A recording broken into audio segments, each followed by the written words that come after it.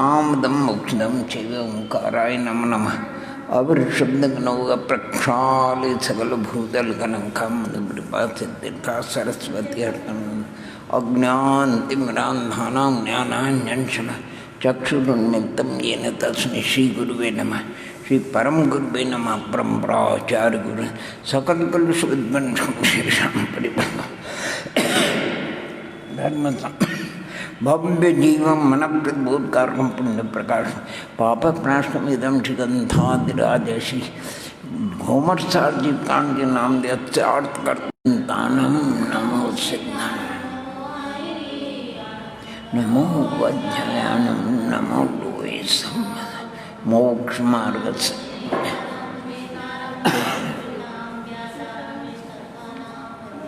नमः श्री वर्धमानाय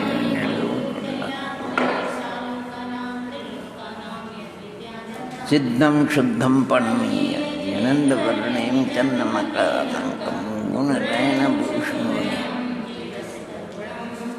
परमीय शिक्षाने में विष्णु महावीर सम्मत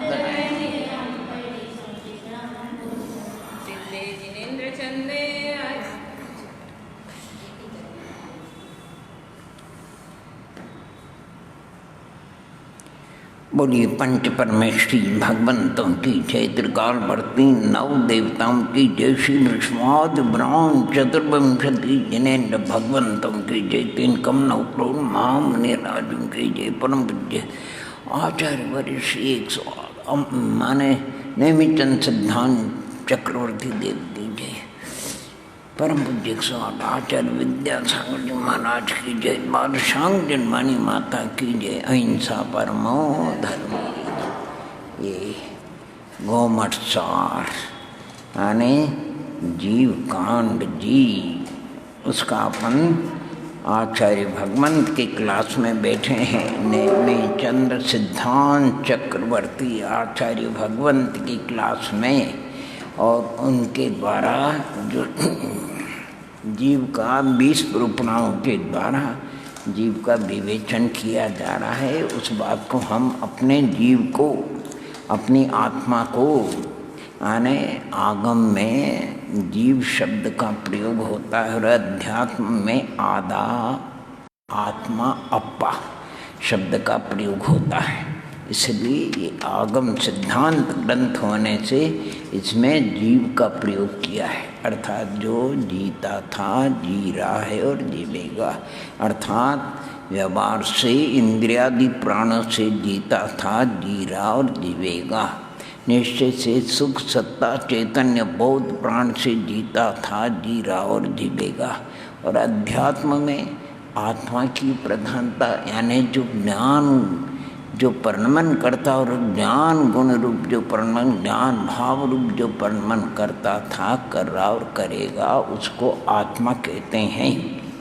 ज्ञान अधातु ज्ञानार्थ में होता है, ज्ञान के अर्थ में। अब 20 पुरुषाओं में आचार्य भगवंत अपने को ये बता रहे हैं कि मूल पुरुषा 2 है, गुण स्नान और जिनके पर्यावाची बताए। और अगर मध्यम रुचि वाली भव्यात्मा तो उनके लिए 20 पुरुषा और भी कई पुरुषा आमांतर पुरुषा का भेद हो सकता है। अब अपन यानी गाथा नंबर अपन चलेंगे, गाथा हो गई, दूसरी तीसरी हो गई। अब यानी किस पुरुषा में कौन सी पुरुषा किस मार्गना में गर्भित होते, इस बात को यहाँ पर बताएंगे।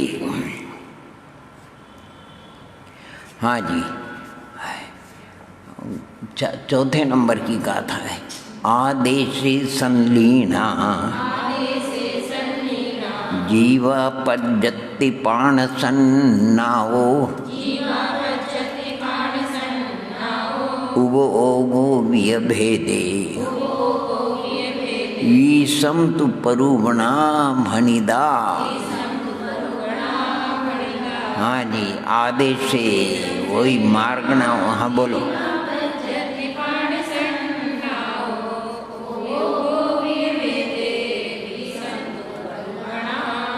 आदेशी अर्थात मार्गणाओं में संलीना लीन हो जाती है, गर्भित हो जाती है, प्रविष्ट हो जाती, समावेश हो जाती, उनके साथ घुल मिल जाती है।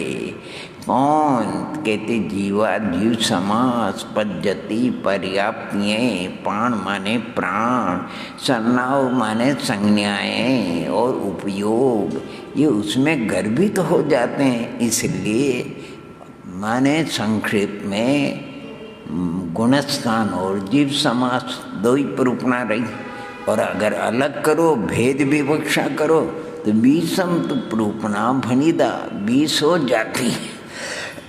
गुणस्थान जीव समास पर्याप्ति प्राण संज्ञा 14 मार्गना, गति मार्गना से लेकर के 8 मार्गना पर्यंत और उपयोग। इस प्रकार जीव समास पर्याप्ति प्राण संज्ञा और उपयोग, इन सब भेदों का मार्गनाओं में ही भले प्रकार अंतर्भाव हो जाता है। इसलिए अभेद विवक्षा से गुणस्थान और मार्गना ये प्ररूपणा ही माननी चाहिए, किंतु भेद विवक्षा से 20 प्ररूपणा जो कहिए वे भेद विवक्षा से है।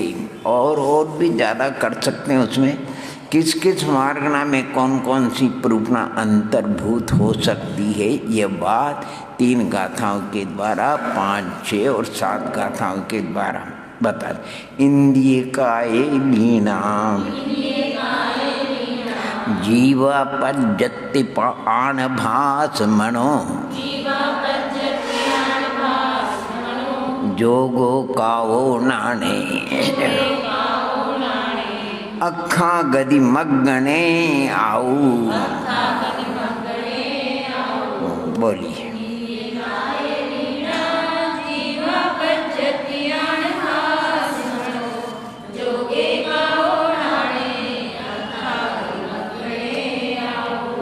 वैसे इसमें संस्कृत छाया भी सरलता के लिए, बाकी प्राकृत तक तो बढ़िया है। ये इंद्रिय काय सप्तमी विभक्ति, इंद्रिय और काय में लीना गर्भित हो जाते हैं। कौन? जीवा जीव समास पद्धति पर्याप्तियाँ और आन भास और मन श्वासोच्छ्वास, भाषा माने और मन ये भी श्वासोच्छ्वास पर्याप्ति पद्धति गर्भित हो गए, श्वासोच्छ्वास प्राण और मन बल प्राण। और जोगे योग मार्गना में काओ काय बल प्राण, नाणे नान मार्गना में अखा इंद्रिय प्राण और भाव इंद्रिय वगैरह, और गति मग्गणे आयु, और गति मार्गना में आयु प्राण गर्भित हो जाते हैं। यानी प्राणों को बड़ी विचित्र साथ गर्भित किया इन्होंने, बहुत सुंदर है। देखो इंद्रिय मार्गना में तथा काय मार्गना में स्वरूप और स्वरूपवत माने स्वरूपवान संबंध की अपेक्षा अथवा सामान्य विशेष भी लगा सकते हो। सामान्य और विशेष की अपेक्षा जीव समास का अंतर्भाव हो सकता है, क्योंकि इंद्रिय तथा काय ये जीव समास के स्वरूप है और जीव समास स्वरूपमान है। अर्थात जीव समास सामान्य और इंद्रिय काय मार्गना विशेष है, ऐसा भी, तथा इंद्रिय और काय विशेष है और जीव समास सामान्य है। इसी प्रकार धर्म और धर्मी संबंध की अपेक्षा पर्याप्तियाँ भी अंतर्भूत हो सकती है, क्योंकि इंद्रिय धर्मी है, इंद्रिय धर्मी है और पर्याप्ति धर्म है। और कार्य कारण संबंध की अपेक्षा से श्वासोच्छ्वास प्राण, वचन बल प्राण और मनोबल प्राण ये पर्याप्तियों में अंतर्भाव हो सकता है। अने कौन को श्वासोच्छ्वास पर्याप्ति में श्वासोच्छ्वास प्राण वो पर्याप्ति कारण है और प्राण कार्य है, भाषा पर्याप्ति कारण है, वचन बल कार्य है और मन पर्याप्ति कारण है और मन बल प्राण कार्य है। कारण कार्य की अपेक्षा से श्वासोच्छ्वास प्राण, वचन बल प्राण और मनोबल प्राण पर्याप्तियों में अंतर्भाव। और पर्याप्तियाँ भी आपको जीव समाज में पर्याप्तियाँ जीव समाज ये गर्भ, क्योंकि प्राण कार्य है और पर्याप्तियाँ कारण है। पर्याप्ति इंद्रिय और काय में अंतर्भूत है, अतएव श्वासोच्छ्वास वचन बल और मनोबल प्राण भी उन्हीं में अंतर्भूत हो जाते हैं। काय बल प्राण विशेष है और योग सामान्य है। काय बल प्राण विशेष है और योग सामान्य, इसलिए सामान्य विशेष की अपेक्षा योग मार्गना में काय बल प्राण अंतर्भूत हो सकता है। इसमें भी काय बल को योग मार्गना में, योग में भी मनोयोग नहीं, वचन योग नहीं, काय योग में गर्भित करना। काय योग ये सामान्य है और काय बल विशेष है। कार्य कारण संबंध की अपेक्षा से ज्ञान मार्गना में इंद्रियों का अंतर्भाव, भाव इंद्रियों का हो अंतर्भाव हो सकता है, क्योंकि ज्ञान कार्य के प्रति लब्धि इंद्रिय कारण है। लब्धि इंद्रिय कारण है और ज्ञान क्या है? और ज्ञान से मतलब मति ज्ञान लेना, तद इंद्रियान इंद्रिय निमित्त। ज्ञान मार्गों में इंद्रियों का अंतर्भाव, क्योंकि ज्ञान कार्य के प्रति लब्धि इंद्रिय, नीचे लिखा इंद्रिय ज्ञान आवरण कर्म के क्षोभम से उत्पन्न होते हैं, इसलिए लब्धि इंद्रिय कार्य। इसी प्रकार गति मार्गना में आयु प्राण का अंतर्भाव सहचार्य संबंध की अपेक्षा जिस गति का उदय होता है, जिस आयु का, उसी आयु का उदय होता है। मनुष्य गति, मनुष्य आयु और यानी एक साथ में, अगर विग्रह गति से ज़्यादा मोड़े से तो मनुष्य गत्यानुपूर्वी, इनका एक साथ में उदय आता है। मनुष्य आयु के साथ में मनुष्य गति का, मनुष्य गति के साथ में मनुष्य गत्यानुपूर्वी की, ऋजु गति से जाना है तो गत्यानुपूर्वी का काम नहीं है माँ। इस प्रकार गति मार्गना में आयु प्राण का अंतर्भाव सहचार्य संबंध की अपेक्षा से, और क्योंकि इन दोनों ही कर्मों का उदय सहचर साथ ही हुआ करता है। संज्ञाओं का अंतर्भाव देखो, अब बची कौन सी संज्ञाएं, जोग काव वगैरह हो गया। अब संज्ञाओं का अंतर्भाव किस प्रकार किस मार्गना में होता है, सो आगे की गाथा में बताते हैं। माया लोहे रदिपुब्बा हारम को मानगम्मी भयम वेदे में हुण सन्ना लोहम में परिगहे सन्ना।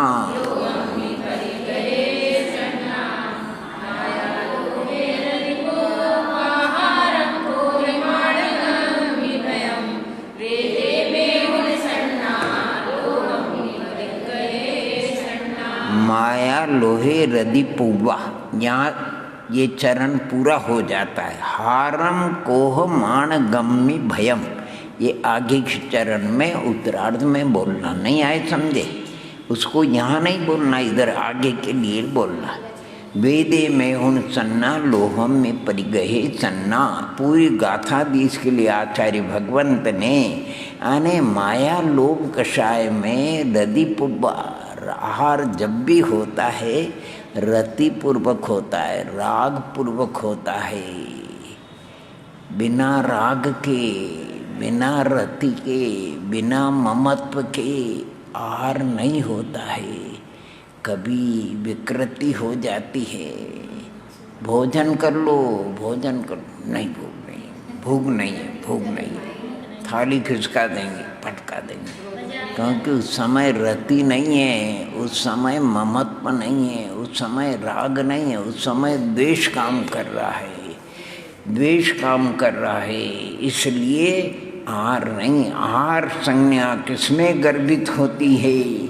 और को मानम गम्य भयम, और क्रोध मान, ये भय संज्ञा जो है क्रोध मान में, क्योंकि भय संज्ञा कारण कार्य है और क्रोध मान अर्थात कारण है। और वेदे में हुण सन्ना, और वेद कषाय में स्त्री पुरुष नपुंसक जो उसमें मैथुन संज्ञा गर्भित होती है। और लोहम में लोभ कषाय में परिगए यानी परिग्रह संज्ञा गर्भित हो जाती है। देखो माया लोभो अर्थात रति पूर्वकार अर्थात आर संज्ञा राग विशेष होने से राग का ही स्वरूप है। और माया तथा लोभ कषाय दोनों ही राग विशेष होने से स्वरूपवान है। इसलिए स्वरूपवत यानी स्वरूपान संबंध की अपेक्षा माया और लोभ कषाय में आर संज्ञा का अंतर्भाव होता है। अंतर्भाव हो भाव दिखाने के लिए आगे का सागारो उवजोगो नाणे मग्गम दंसने मग्गे अणगारो उवजोगो लीनोति जिनेहि निदिठम। बोलिए।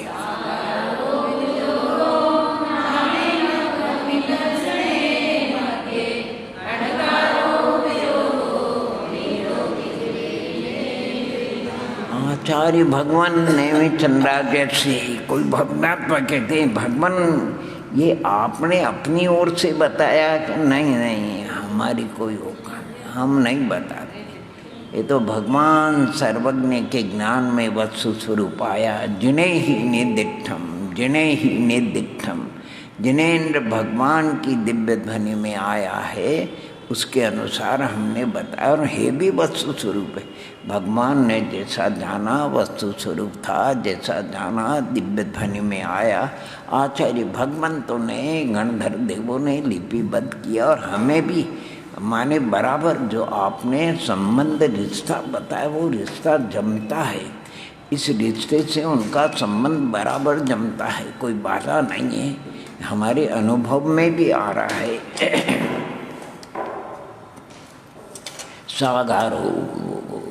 साकार उपयोग नाणे मग्गम में ज्ञान मार्गना में और दंसने मग्गे दर्शन मार्गना में अणगारो उपयोग अनाकार उपयोग दर्शनोपयोग लीनोत्ति लीन गर्भित हो जाते हैं। जिन्हें ही निदिठम ये भगवान जिनेन्द्र ने आने उनकी साक्षी से बताते हैं। उपयोग दो प्रकार का होता है, एक साकार दूसरा अनाकार। साकार उपयोग उसको कहते हैं जिसमें पदार्थ या घट है या पट है, ये आत्मा है, ये अनात्मा है, ये पुद्गल है, ये जीव है इत्यादि विशेष रूप से प्रतिभाषित हो, इसी को ज्ञान कहते हैं। इसलिए इसका ज्ञान मार्गना में अंतर्भाव होता और जिसमें कोई भी विशेष पदार्थ प्रतिभाषित न होकर केवल महा सामान्य रूप महासत्ता ही विषय प्रतिभाषित हो उसको अनाकार उपयोग अथवा दर्शनोपयोग कहते हैं। दर्शनोपयोग कहते हैं। इसका दर्शन मार्गना में अंतर्भाव होता है, यानी उपयोग सामान्य है और ज्ञान दर्शन ये दो उसके विशेष है। ज्ञान का स्वरूप ज्ञान मार्गना में, दर्शन का स्वरूप दर्शन मार्गना में स्वयं ग्रंथकार आगे चल करके बतलाने वाले हैं। तथा उपयोगाधिकार में भी इनका स्वरूप कहा जाएगा, अतएव यहाँ पर इनके वर्णन करने की आवश्यकता नहीं है। यद्यपि यहाँ पर ऊपर सब जगह अभेद विवक्षा से दो ही प्रूपणाओं में शेष प्रूपणाओं का अंतर्भाव दिखलाया है, तथापि आगे प्रत्येक प्रूपणा का निरूपण भेद विवक्षा से ही किया जाएगा, अर्थात मध्यम रुचि वाले भव्यात्माओं की अपेक्षा से किया जाएगा। बाकी देखो दो पुरुपना पढ़ गुणस्थान और मारना तो सब उसमें आ जाती गर्भित। और अभेद विवक्षा करो तो बहुत कुछ आता है। जैसे चार आराधना अपन सम्यक दर्शन, सम्यक ज्ञान, सम्यक चारित्र और सम्यक तप, चार आराधना है। इनका भी अवान्तर जैसे 8 अंग सहित सम्यक दर्शन की आराधना, 8 अंग सहित सम्यक ज्ञान की आराधना, 13 अंग सहित सम्यक चारित्र की आराधना, 12 अंग सहित तप की आराधना। अब कोई ये कहते हमें तो और संक्षेप करो, तो जो तपाराधना है उसको चारित्र में गर्भित कर देते हैं। चारित्र का ही अंग है तप, इसलिए 3 रह जाएगी, सम्यक दर्शन, सम्यक ज्ञान और सम्यक दर्शन ज्ञान चारित्राणि मोक्ष मार्ग। कोई कहते जरा और कम करो, तो भैया ज्ञान और दर्शन का अविनाभावी संबंध है, इसलिए ज्ञान को हम दर्शन में, सम्यक दर्शन में गर्भित कर देते हैं। इसलिए दो आराधना रह जाएगी, सम्यक दर्शन आराधना और चारित्र। हमें तो और भी कम करना है, तो अच्छा भैया ऐसा करो, दर्शन आराधना को भी गौण करो, क्योंकि वो उसका मूल है। वस्तुतः चारित्र चारित्रम खलु धम्मो और दंशन मूलो धम्म। एक आराधना है तो चारित्र की आराधना करो, 2 तो चारित्र और सम्यक दर्शन की, 3 तो सम्यक दर्शन सम्यक ज्ञान और 4 तो फिर सम्यक तप को भी अलग कर लो। ये सब इस प्रकार के भेद और अभेद विवक्षा चलती सब जगह। अभी जैसे अपन कर्म सिद्धांत पढ़ते हैं तो वहाँ पर भी बंद अभेद विवक्षा से बंद 120 प्रकृतियों का, भेद विवक्षा से 146 प्रकृतियों का बंद, यानी सम्यक मिथ्यात्व और सम्यक प्रकृति इनका बंध नहीं होता। इसलिए 148 में 146 और भेद विवक्षा, ये अभेद विवक्षा से और कम कर रहे। किसको कम किया? तो नाम कर्म में जो वर्णादि नाम कर्म, स्पर्श नाम कर्म, रस नाम, गंध, वर्ण नाम कर्म, इनके 8, 5, 2, 5, 20 भेदे, 20 मत करो और केवल 4 रखो। स्पर्श नाम कर्म, रस नाम कर्म, गंध नाम कर्म, वर्ण, तो कितने कम हो गए? 16। इसी प्रकार शरीर आधार है, और शरीर आधार होने से बंधन और संघात तो उसमें आ ही जाते हैं। इसलिए कहते हैं 5 शरीरों में शरीर नाम कर्म, 5 शरीर नाम कर्म है, उसमें 5 बंधन नाम कर्म और 5 संघात नाम कर्म को गर्भित कर दो तो 10 ये कम हो जाएंगे। तो 16 में 10 कितने? 26 कम हो जाएंगे। नाम कर्म की 26 प्रकृतियाँ कम हो जाए तो अभेद विवक्षा से 120 का बंद है। और मूल कर्म की अपेक्षा अगर देखा जाए, अवान्तर प्रकृतियों को ले देखा तो मूल कर्म तो 8 है, तो 8 कर्मों का बंध होता है। लेकिन जिस काल में अपकर्ष काल में आयु का बंध होता है तो 8 का होता है, और अगर आयु का बंध नहीं होता है तो 7 का बंध होता है। अब 7 प्रकृतियों का किसी को बंध होता है तो कहाँ तक होता 7 प्रकृतियों का बंध? तो कहते निर्तिशय अप्रमत तक आयु का बंध होता है। माने आयु फिर आगे आयु नहीं बंधती है, तो आगे तो केवल 7 प्रकृतियों का बंध होता है। 9वें तक ही मोहनी कर्म का बंध होता है। इसलिए यहाँ तक है ये, बाकी 10वें में 6 ही प्रकृतियों का बंध होता है, और 11वें 12वें 13वें में तो कषाय का अभाव हो जाने से मात्र योग के सद्भाव से एक शाखा वेदनी का प्रकृति प्रदेश बंध होता है, बाकी का बंध नहीं होता है। मूल में भी इस प्रकार आप उसका विचार कर सकते हो, चिंतन कर सकते हो। एक भेद विवक्षा होती है और एक अभेद विवक्षा।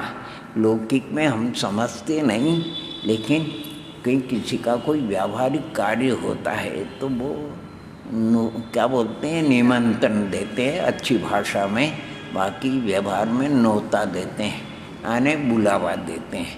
तो वो एक नौवा उनके साथ में, और घर का एक आदमी रहता है, सगरी माने सगरी नौता, यानी चूल्हा सहित नौता। अब वो चूल्हा का सहित आपके यहाँ चूल्हा नहीं जलाना, अगर मेहमान आया है तो उसको भी बोला। अब आजकल का हमने देखा, अहमदाबाद में डायरी देखी थी, तो वहाँ 1500 घर है, नरसिंहपुरा, विशाल नरसिंहपुरा करके 1500 घर में कितने होते हैं, तो सिर्फ उसमें लिखा रहता है 2-1 अर्थात एक व्यक्ति या 2 व्यक्ति को निमंत्रण है। इस ढंग से चालू होती बहुत, यानी व्यवहार भी बड़ा कुशल होता है, किस ढंग से किसको कहाँ बुलाना कहाँ नहीं बुलाना। व्यवहार तो बड़ा उलझा हुआ है, व्यवहार तो बड़ा उलझा हुआ है। अगर कहीं कोर कसर भूल रह जाती है तो ओहो अनर्थ हो जाता है। यानी जिसकी भी भूल हो जाती है तो वो नाराज हो जाते हैं। सबसे बढ़िया ये परमार्थ का अच्छा काम है, इसमें कोई लेना देना नहीं, बढ़िया। तो इस प्रकार और भी आपके उदय में भी भेद अभेद विवक्षा करी उन्होंने। भेद विवक्षा से 148 प्रकृतियों का उदय और अभेद विवक्षा से 122 का उदय, और भी उसमें अपन कम कर सकते हैं। इस प्रकार 3 गाथाओं में अन्य जीव समास, पर्याप्ति, प्राण, संज्ञा और उपयोग को गर्भित करके बताए, इसलिए गुणस्थान और मारना ये रह गई। यानी इस प्रकार अभेद विवक्षा से 2। अब आगे अपन यहाँ पर चलते, यद्यपि यहाँ पर वही 2, लेकिन आचार्य भगवान अलग अलग से 20 रूपणाओं का वर्णन करेंगे। चलिए शुरुआत होती है। सबसे पहले अधिकार यानी गुणस्थान रूपणा। सबसे पहले प्रतिज्ञा के अनुसार क्रम प्राप्त सर्वप्रथम गुणस्थान का सामान्य लक्षण कहते हैं। जे हिंदु लक्ष्य जनते उदयादिषु संभवे हिम भावे हिम जीवाते गुण सन्ना निदिष्ठा सबदरसी हम। बोलिए।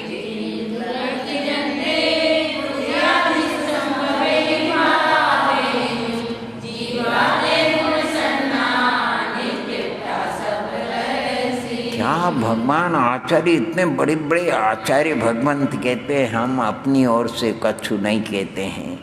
अरे निदिष्ठा सबदर्शी हम, सर्वज्ञ भगवान ने अपने स्वच्छ गान में देखा जाना है, उनका दिव्य ध्वनि में आया है, अर्थात हमारी ओर से कुछ भी नहीं। जे हिंदु लक्ष्य जनते उदयादिषु संभवे हिम भावे हिम जीवा ते गुण सन्ना, उसकी गुणस्थान संज्ञा ऐसा भगवान सर्वज्ञ देव कहते हैं। दर्शन मोहनी आदि कर्मों की उदय उपशम क्षय क्षोभसम आदि अवस्था के होने पर होने वाले जिन परिणामों से युक्त जो जीव देखे जाते हैं, उन जीवों को सर्वज्ञ देव ने उसी गुणस्थान वाला और उनके परिणामों को गुणस्थान कहा है। यानी गुणस्थान से यहाँ संज्ञा नहीं लेना, जैसे कल कहानी जीव के परिणाम यानी कर्मों का संबंध जीव के परिणामों के साथ में है।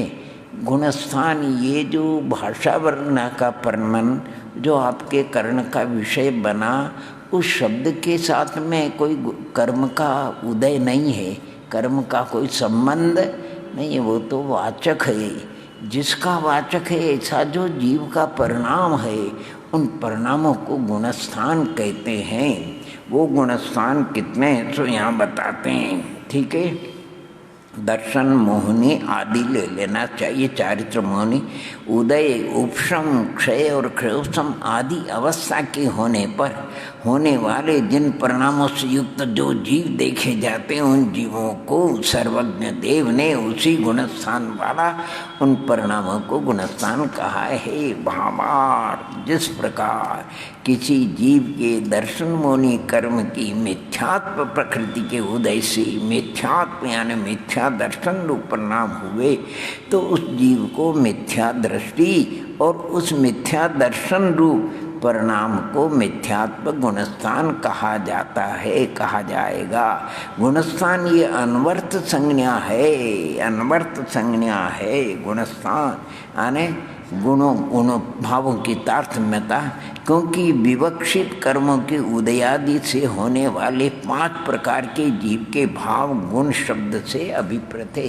जीव के जो 5 साधारण भाव है नहीं, उसी में से निकालेंगे सब। उन्हीं के स्थानों को गुणस्थान कहते हैं। यहाँ पर मुख्यतया मोहनी कर्म के उदय आदि से होने वाले भाव लिए गए हैं। मोहनी कर्म के 2 भेद, एक दर्शन मोहनी और एक चार। उनमें से किन किन गुणस्थानों में दर्शन मोहनी के उदय आदि की और किन किन में चारित्र मोहनी के उपशमादि की या उदय आदि की अपेक्षा, ये बात गाथा नंबर 11 से 14 तक इसको अब बतलाई जाएगी। विवक्षित 5 भावों का स्वरूप संक्षेप में इस प्रकार है। तत्पाठ सूत्र आदि में देख लें। कर्मों के उदय से होने वाले औदयिक, उदय और औदयिक में अंतर है। उदय तो कर्म की अवस्था का नाम होता है, औदयिक जीव के, इसी प्रकार उपशम क्षयोपशम ये कर्म की अवस्था है, यानी कर्म की अवस्था। और औपशमिक, क्षयोपशमिक और क्षय के जीव के परिणाम है। इतना ध्यान रखना, जीव के परिणाम के साथ में उपशम नहीं लगाना। औपशमिक, क्षयिक, क्षयोपशमिक, औदयिक, ऐसा। विवक्षित 5 भावों का स्वरूप संक्षेप में कर्मों के उदय से होने वाले औदयिक, उपशम से होने वाले औपशमिक, क्षय से होने वाले क्षयिक, क्षयोपशम से होने वाले क्षयोपशमिक, और जिनमें उदय आदि चारों की प्रकार के कर्म की अपेक्षा न हो, वे पारनामी कर्म निरपेक्ष चारों पारनामी इन्हीं को गुण कहते हैं, भावों को ही गुण कहते हैं। तत्वार्थ सूत्र के दूसरे अध्याय में इन्हीं को जीव के स्वतत्व नाम से बताया गया। ये जीव के स्वतत्व है, जीव के अस्तित्व विषय होने वाले जीव के परिणाम है। अब कौन से गुणों का परिणाम है ये अपने को उसमें देखना है। आने जैसे औपशमिक 2 भाव है, औपशमिक सम्यक्त और चारित्र। एक सम्यक्त गुण का और एक चारित्र गुण का परिणाम है। किसका परिणाम है? और क्षयिक जो 9 भाव है, क्षयिक ज्ञान गुण का परिणाम है। क्षयिक दर्शन गुण का परिणाम है। क्षयिक दान लाभ भोग वीर्य गुण का परिणाम है। क्षयिक सम्यक्त गुण का परिणाम है। क्षयिक चारित्र गुण का परिणाम है। क्षापसमिक भाव जो 18 है वो उसमें 4 मति शुद्ध अवधि मन पर सम्यक ज्ञान कुमति कुशुद्ध को अवधि। एक क्षापसमिक माने विपरीत 3 ज्ञान, 7 ज्ञान गुण कई पर्याय ज्ञान गुण का परिणाम है। चक्षु अचक्षु और अवधि ये दर्शन गुण का परिणाम है। और 5 लब्धि क्षापसमिक दान लाभ भोग ये वीर्य गुण का परिणाम है। क्षापसमिक सम्यक्त गुण का परिणाम है। संयम लब्धि चारित्र गुण का परिणाम है। क्षापसमिक चारित्र गुण का परिणाम है। और औदयिक भाव 21 है। गति नरगति औदयिक गति, देखो नामकरण की प्रकृति अलग है और इन भावों का ये जीव के परिणाम है। ये औदयिक भाव है स्वतत्व के कारण जीवत से स्वतत्व मनुष्य गति नाम का औदयिक भाव। मनुष्य गति नाम वो प्रकृति तो समझ में आ जाती, लोगों को पकड़ में आती है। और प्रकृति तो बहुत परमाणु का पिंड है, वो तो कारमान वर्गना का परमन है। नरक गति नाम कर्म, त्रिंच गति नाम मनुष्य, देव गति नाम कर्म। और उनकी तो स्थिति अलग अलग बताई। नरक गति नाम कर्म की उत्कृष्ट, अगर लगातार भी मनुष्य चलेगा तो पृथकत्व कोटि पूर्व तक और 3 पल्य। और देवगति 33 सागर तक, बस वो औदयिक भाव 33 सागर तक रहेगा, इसके बाद नहीं रहेगा। नरगति नाम का औदयिक भाव 33 सागर तक उसको रहेगा।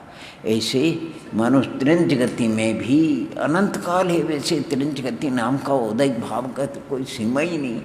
अधिक से 3 पर लिखे आयु तिरंजों की बताई है, लेकिन तिरंज गति में तो अनादि से अगर निगोदिया है तो भी तिरंज गति नाम का उदयिक भाव है। नित्य निगोदिया हो कि इतर निगोदिया हो कि पृथ्वी कायिक हो कि जल कायिक अग्नि वायु कायिक हो, और सब प्रतिष्ठित प्रत्येक मन सब तिरंज 2 इंद्रिय 3 इंद्रिय 4 इंद्रिय आदि सब विकल त्रय पंच इंद्रिय जल जल थल जल नव तल सैनी असैनी तिरंज गति की 62 लाख योनियाँ बताई, 134 लाख कुल कोटि बताए हैं।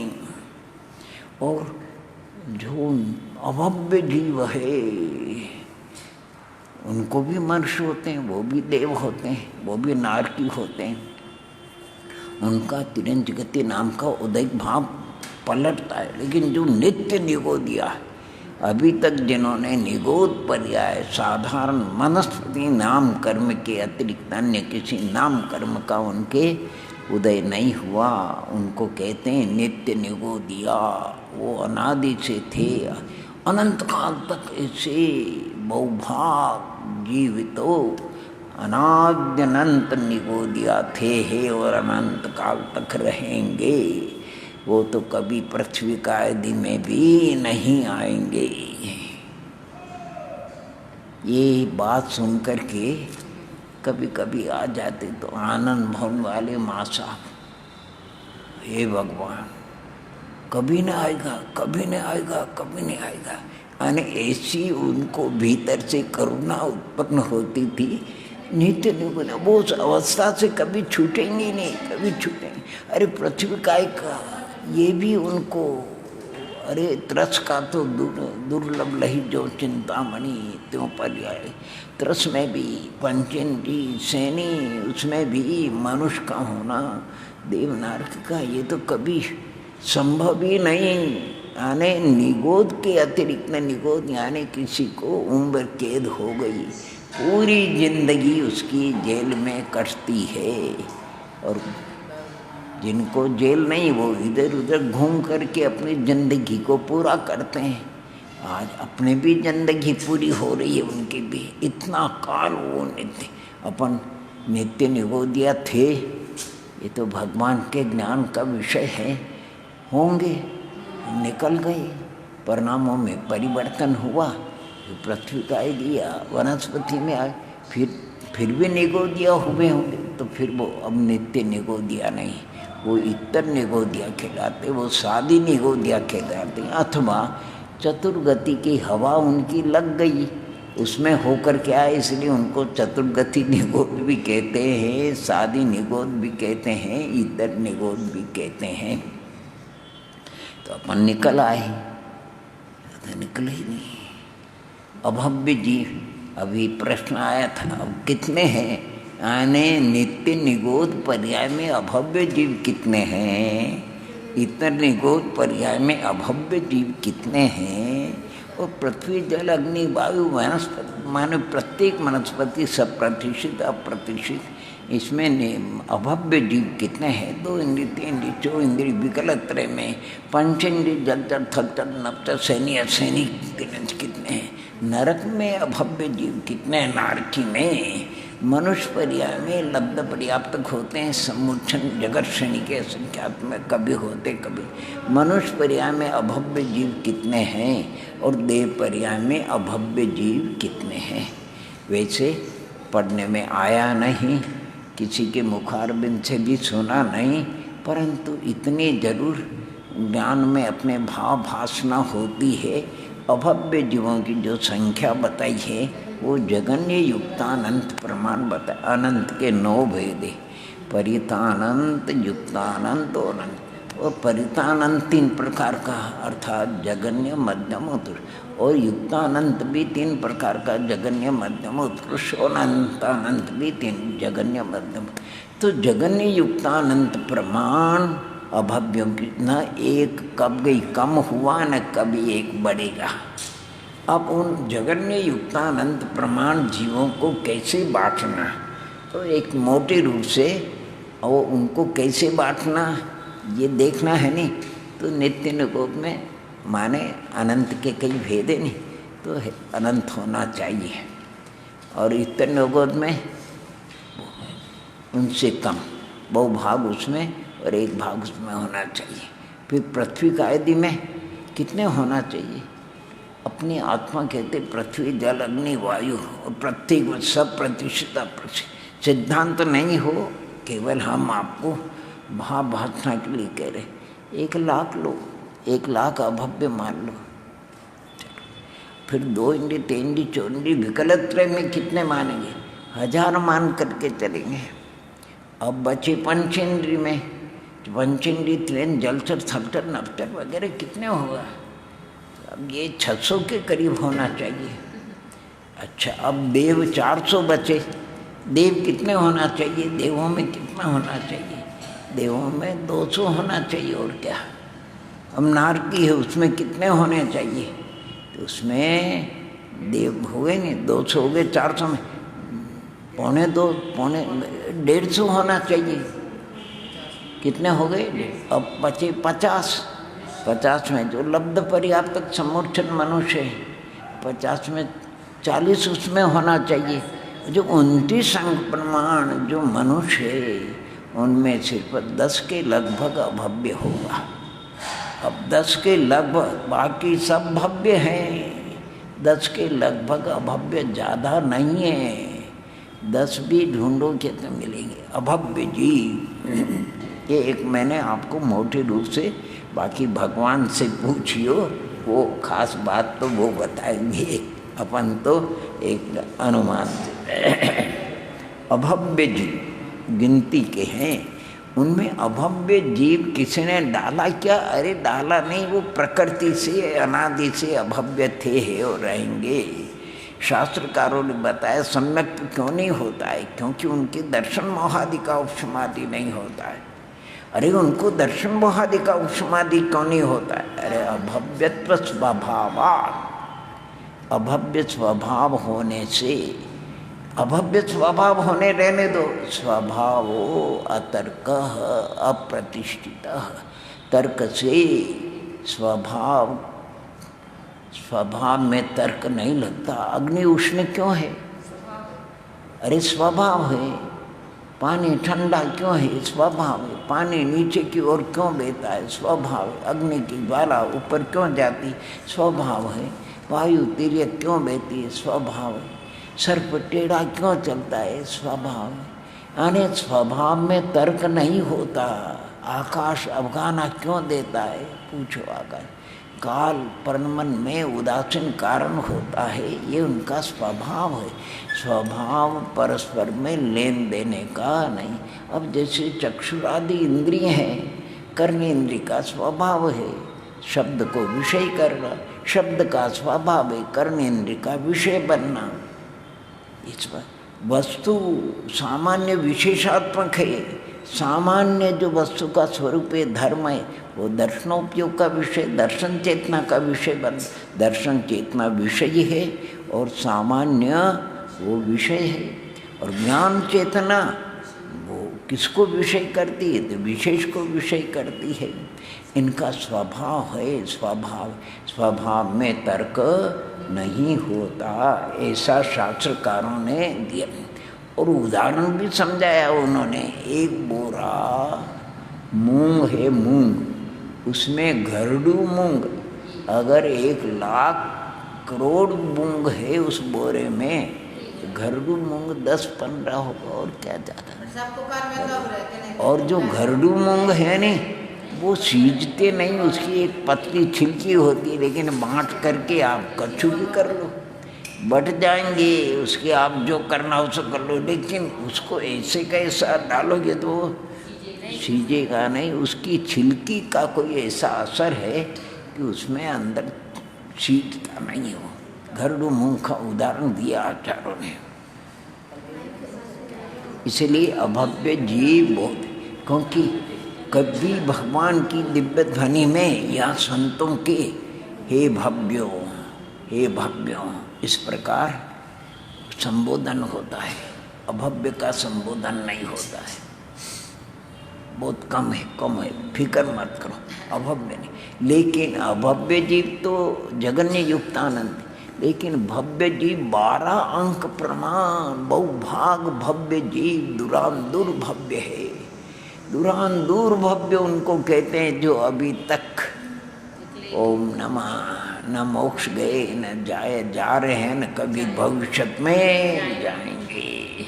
कितना काल बीत जाने पर, कितना काल बीत जाने पर, कि अनंत काल बीत जाने पर भी उनकी संख्या समाप्त नहीं होगी। दुरांदुर भव्य, दुरांदुर भव्य। आने शास्त्रकारों ने उदाहरण दिया बंध्या स्त्री का, सती विधवा स्त्री का, सौभाग्यवती स्त्री का उदाहरण दिए उन्होंने। अभव्य बंध्या स्त्री के समान पुत्रोत्पत्ति की योग्यता नहीं। सती विधवा स्त्री दुरांदुर भव्य है, दुरांदुर भव्य है, पुत्रोत्पत्ति की योग्यता है, लेकिन उसको कभी निमित्त मिलेगा नहीं, अर्थात निगोद से कभी निकलेंगे नहीं, निगोद से कभी निकलेंगे नहीं। और निकल भी गए, ऐसे भी जीव है नित्य निगोद से, बादत नित्य निगोद से निकल करके कहीं नहीं गए, सीधे मनुष्य हुए। देव भी नहीं, नारकी भी नहीं, अन्य किसी पृथ्वी कायदि में, वो तो सीधे मनुष्य कर्म भूमि के मनुष्य हो गए। और कर्म भूमि के मनुष्य होकर के अल्पकाल में वीतराग देवगुरु शास्त्र का योग मिल गया, निर्ग्रंथ मुद्रा धारण कर ली, 28 गुण के धारी हो गए। और ऐसा मंद कषाय से वज्रप्रशम नाराज सनन का बंद था उनको। और केवली शुद्ध केवली का पाद मूल, और जो उनकी दिव्य ध्वनि सुनी और जो बहुमाना, ओहो हमको 3 बातन की खबर हो नहीं। क्या विशुद्ध परिणाम, क्षाव समय की विशुद्धि देशना प्राय करण लब्धि अदर, और औपशमिक सम्यक दर्शन। और कोई कोई भव्य तो, कोई भव्य, कोई तो ऐसा होता है एकदम से विशुद्धि की अप्रमद दशा को, क्योंकि बाहर में निर्ग्रंथ मुद्रा है, महावर्ती 28 गुण के धारी, इसलिए अप्रमद दशा में पहुंच गए। उसका काल फिर वो प्रमद दशा में आते हैं, नियम है। पहले अप्रमद दशा से फिर प्रमद अप्रमद दशा में हजारों परावर्तन होते हैं। और औपशमिक सम्यक्त्व का काल पूर्ण हो गया, और वो 3 टुकड़े भी हो गए फटाक से। और विद्यात गुण संक्रमण से 2 जिंदी हो गई, सम्यक मिथ्या सम्यक प्रकृति। अभी तो एक मिथ्यात्व ही था, और अब सम्यक प्रकृति का उदय आया तो वो क्षाव सम्यक सम्यक थी। औपशमिक के बाद अब क्षाव सम्यक सम्यक भी हो गए। उनको तो अंतर्मूर्त में जाना है, मोक्ष अंतर्मूर्त काल बाकी है। इसलिए 3 करण अधकरण 3 करण की विशुद्धि से वो अनंतानुबंधी देवी जो अप्रशत सूक्ष्म था, अनुदय था, सो ही थी। देवी जी अब अपना वेश बदल दो, अनंतानुबंधी गई। और केवल भुज्यमान आयु है, बद्धमान आयु नहीं, इसलिए 3 आयु के क्षमा का तो प्रश्न ही नहीं। सबसे पहले मोक्ष मार्ग में अनंतानुबंधी की विदाई होती है। थोड़ा विश्राम लेते हैं। अब मिथ्यात्व को, भाई साहब आप भी पधारो, जैसे आपको जाना हो, अर्थात सम्यक मिथ्यात्व रूप, सम्यक प्रकृति रूप और निर्जरा, वो भी विदाई हो गई। फिर सम्यक मिथ्यात्व, अब आप भी पधारो। सम्यक प्रकृति, सम्यक निर्जरा, सम्यक प्रकृति आपकी बड़ी स्थिति है, कम कर लो भैया। अंतर्मूर्त का काल में आपको जाना है। कृतकृत्य वेदाक, और वो भी गई, क्षायिक सम्यक्ति हो गई। क्षायिक सम्यक दृष्टि को क्षपक श्रेणी चढ़ने का अधिकार है। उपशम श्रेणी में क्या करना, नहीं चढ़े, क्षपक श्रेणी चढ़ते हैं वो। निर्गंथ मुनि है, 28 मूल गुण के धारी वज्र प्रसाद सानन है, सातिशय अप्रमाद, अधकरण, अपुरकरण, अनिवृत्तिकरण, 9 भाग में 36 प्रकृतियों की क्षपना। अने देखो अभी कितनी अनंतानुबंधी और मिथ्यात्व सम्यक ऐसे इस 7 दर्शन मानव प्रकृति है और 4 अनंतानुबंधी और 3 दर्शन मौन की, इनकी क्षपना हुई है। और 3 आयु तो बंदी नहीं। अब किनका नंबर आता है कि 3 दर्शनावर्णी बड़ी निद्रा और 13 नाम कर्म की।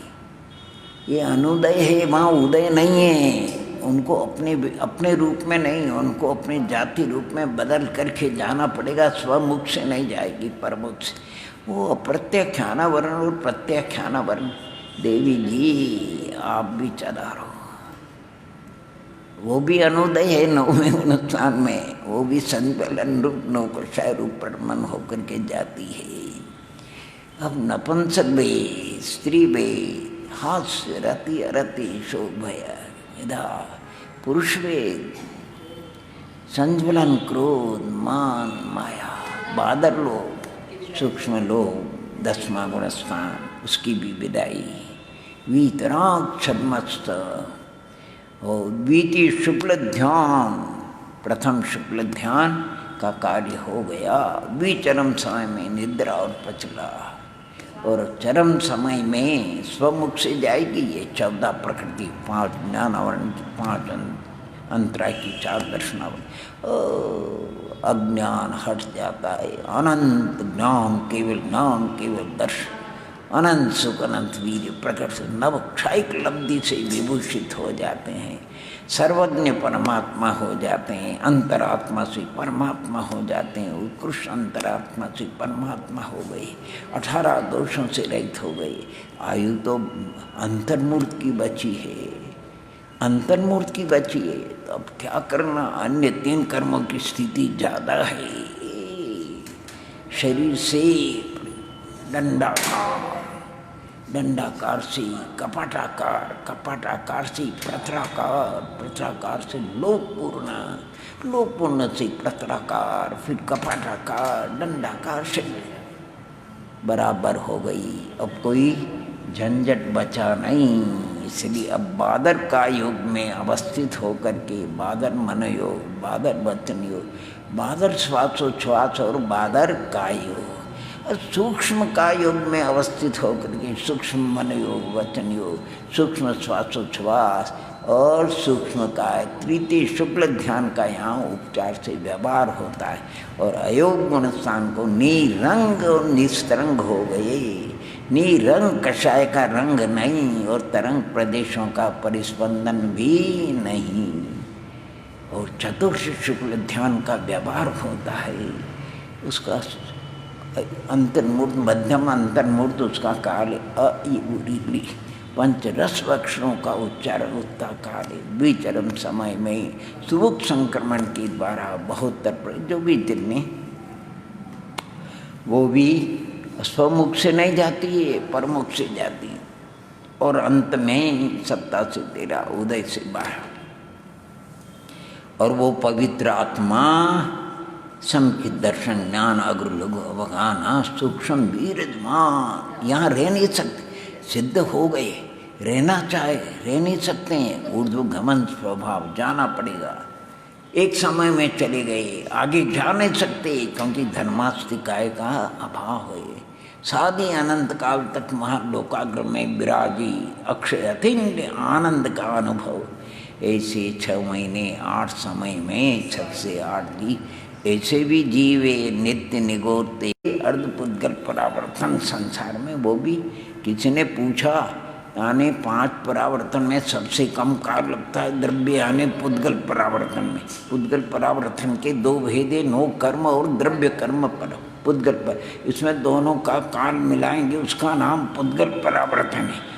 दोनों में एक का काल अर्धपुद्गल परावर्तन कहलाता है। अर्धपुद्गल परावर्तन काल कितना है कि उसका अनंत में भाग में अनंत सागर काल है।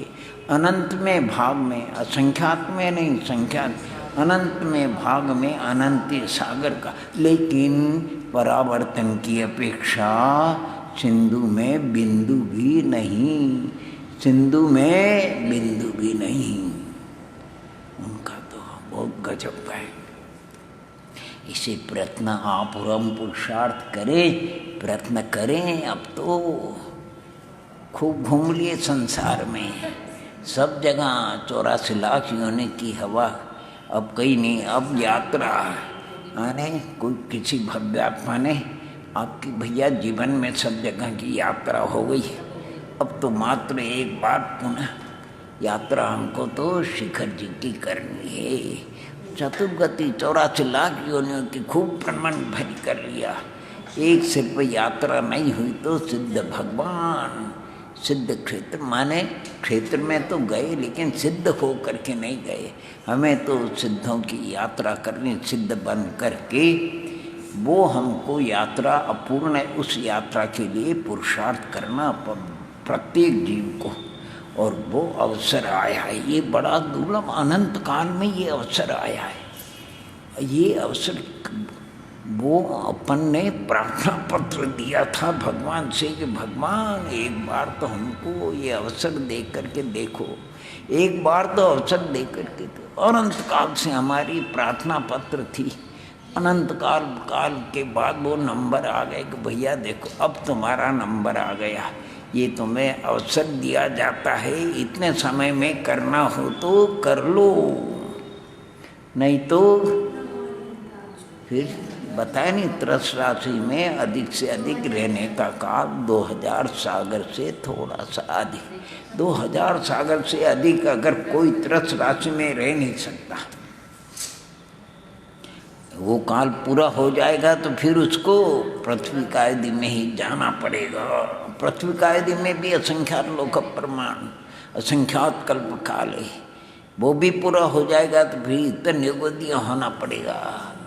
नाने वहीं पर काम होता है, इतने युगोदिया। अन्य स्थानों पे तो रहना ही 2 प्लेटफार्म है, एक इधर इधर, वो जो सीढ़ियाँ चढ़ करके इधर उधर जाते हैं, एक सिद्ध और एक नित्य निरोध, ये 2 प्लेटफार्म है, बाकी तो आना जाना है। सब कुछ करके कुछ नहीं, परिणामों की भी अब सब तरफ से आंखें, क्या बढ़िया बात कह गए अभी वो, क्या निर्दोष निर्लोभ से आंखें खोलो तो दूसरे के गुण देखो, आंख बंद करो तो आत्मदर्शन करो, आत्मदर्शन करो। आँख खोलो तो गुणों को देखो, आँख बंद करो तो आत्मा का दर्शन करो। अगर ये नियम आप हम पालन कर ले, कुछ नहीं, सब द्वादशांग का सार, यानी जीवन सार्थक कृतकृत्य हो जाएगा, जीवन समृद्ध हो जाएगा। और जितने द्रव्य हैं, द्रव्य किसे कहते हैं? गुणों के समूह को कहते हैं, दोषों के समूह को द्रव्य ने कहा।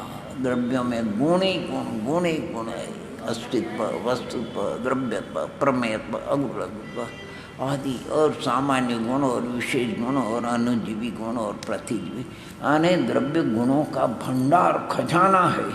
द्रव्य में दोष कहाँ है? और फिर भी किसी को दोष दिख जाए, किसी गुण की कोई छोटी मोटी विकृति हो और दिख जाए, ये तो बड़ा विचित्र है। चील, आकाश में एक चील होती, पक्षी उड़ता है, कितना ऊंचा, कई फीट ऊंचा उड़ता है। पृथ्वी मंडल पर दाख, मेवा, काजू, किशमिश और अच्छे व्यंजन वगैरह, कहीं कोई अपवित्र चीज पड़ी हो, उसको वो दाख मेवा कुछ नहीं दिखता है, वो अपवित्र चीज दिख जाती है। ये क्या प्रकृति का धर्म है। गांव में रहते थे पशु, अब पशु का शरीर चाहे भैंस का हो, गैया का हो, तो गांव के बाहर जा कर के पटकते, ये जो हीन लोग होते नहीं, उसका चमड़ा उतार करके ले आते, वो ढांचा रह जाता है, उसको ये गृद्ध पक्षी हो, बिना बुलाए गृद्ध पक्षी ढेरों आते हैं और उसको वो फिर केवल वो हड्डियाँ रहती नहीं, वो ढांचे रह जाते हैं, बाकी वो ये सब मांसाहारी है। चील वगैरह कबूतर, अरे ये चींटियाँ मांसाहारी है। चींटियों को दाख रखो, उसको छोड़ देगी, कोई जीव मरा होगा उस शरीर का, उसको शरीर को यानी प्रत्येक जीव का। अब देखो क्या संसार की पर्याय संबंधी बड़ी मुश्किल से गाय, गिलहरी, कबूतर वगैरह ये ऐसे जीव है जो शाकाहारी है। बाकी अधिकतर, अरे ये आज घबराहट हो रही हमको, वो जिस जहाँ ऊपर बैठते हैं वो जाले हो गए। अब जाले वो मकड़ियाँ, उसमें सफ़ेद सफ़ेद वो मकड़ियों के अंडे। अब वो एक नहीं दो नहीं, एक मकड़ी 10-20 मकड़ी। अब वो जीव जो भी उड़ने वाले होते हैं वो उसमें अटक जाते हैं, वो उसका भोजन। 10 दिन से हम देख रहे थे क्या करें क्या नहीं करें। अब उसमें कई जीव उसमें जो एक, और हम 10 मिनट 15 मिनट आधे घंटे से ज़्यादा लाइट जलाते नहीं। देखिए तो आज हृदय पे पत्थर रख करके फिर धीरे से, लेकिन वो तो मकड़ियाँ। अब फिर वो रात में फिर बुनेगा, फिर बुनेगा, फिर वो जंजाल करेगा। ये तो शीत ऋतु अच्छी है कि जिसमें जीवोत्पत्ति कम होती। अब छिपकली भी का 6 महीने, उनको 6 महीने तक भोजन नहीं मिलता तो भी जिंदी रहती है। जब वर्षा वगैरह आएगी तब इसी प्रकार ये मकड़ी। बड़ा संसार का तो बड़ा विचित्र मामला है संसार। उसमें विचार आया कि ये जीव भी तो कई बार मकड़ी बना, चींटी बना, गिलहरी बना। कोई बिल्ली आपने अभी जीवन में देखी कि जो मूषक को, गिलहरी आदि कबूतर को अभयदान देने वाली, ये मंदिर में आती है वो बिल्लियाँ, भगवान के दर्शन को नहीं आती। वो मंदिर में चावल वगैरह चूबे होते हैं, वो अपने शिकार के लिए आती है। ये मंदिर में भगवान के लिए आती क्या वो है?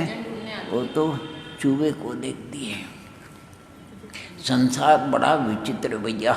घबराहट होती। ओम नमः सिद्धेभ्य, ओम नमः सिद्धेभ्य, ओम नमः सिद्धेभ्य, ओम नमः सिद्धेभ्य।